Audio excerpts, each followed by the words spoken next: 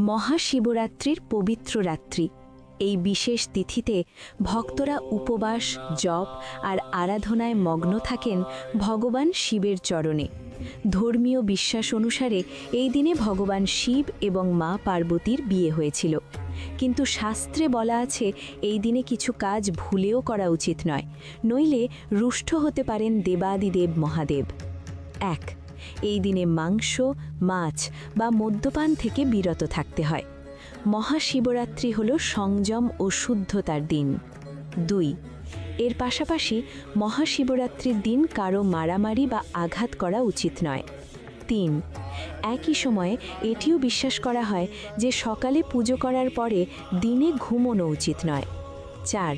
এর পাশাপাশি মহাশিবরাত্রির দিন পুজোর সময় শিবলিঙ্গে ভাঙা চাল নিবেদন করা উচিত নয়। ৫. মহাশিবরাত্রির দিনে